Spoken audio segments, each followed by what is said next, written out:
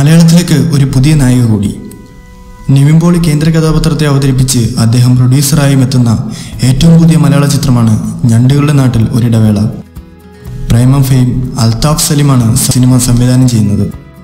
ഈ ചിത്രത്തിൽ ഒരു കേന്ദ്ര കഥാപാത്രമായി എത്തുന്ന പുതിയ നടിയാണ് ഐശ്വര്യ ലക്ഷ്മി.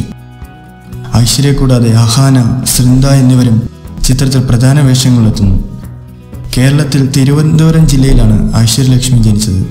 തൻ്റെ MBBS പഠനകാലം തൊട്ടേ മോഡലിങ്ങും ആർട്ട് ഷൂട്ടിലും ഐശ്വര്യ അഭിനയിച്ചിട്ടുണ്ട്. അങ്ങനെ തൻ്റെ MBBS പഠനത്തിന് ശേഷം മലയാളം സിനിമയിലേക്ക് അരങ്ങേറാൻ തയ്യാറെടുക്കുകയാണ് നടി. കൂടാതെ ആഷിഖ് കപൂർ സംവിധാനം ചെയ്ത് ടൊവിനോ തോമസ് നായകനാകുന്ന മഹാനദിയിലും ഐശ്വര്യ ഒരു കേന്ദ്ര കഥാപാത്രമായി എത്തുന്നുണ്ട്. നിവിൻ്റെതായി പുറത്തിറങ്ങിയ അവസാന സിനിമയായിരുന്നു സഖാവ്. പക്ഷേ തൻ്റെ മറ്റ് സിനിമകളെ അപേക്ഷിച്ച് പ്രേക്ഷക ശ്രദ്ധ പിടിച്ചു പറ്റാൻ സഖാവിന് കഴിഞ്ഞിരുന്നില്ല. പക്ഷേ സിനിമാ പ്രേമികൾ ഏറെ പ്രതീക്ഷയോടെയാണ് നിവിൻ്റെ അടുത്ത സിനിമയ്ക്കായി കാത്തിരിക്കുന്നത്.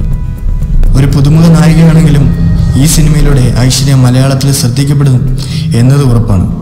കൂടാതെ ഹിറ്റുകൾ മലയാളത്തിന് സമ്മാനിച്ച സംവിധായകനാണ് ആഷിഖ് കപൂർ.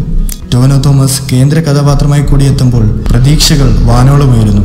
അതുകൊണ്ട് തന്നെ ഈ രണ്ട് സിനിമകൾ ഇറങ്ങുമ്പോഴും മലയാളത്തിന് ഒരു പുതിയ നടിയെ തന്നെ നേടിയെടുക്കാൻ കഴിയും എന്നാണ് പ്രതീക്ഷിക്കുന്നത്. കൂടുതൽ സിനിമ വാർത്തകൾക്കും വിശേഷങ്ങൾക്കുമായി ഈ ചാനൽ സബ്സ്ക്രൈബ് ചെയ്യുക.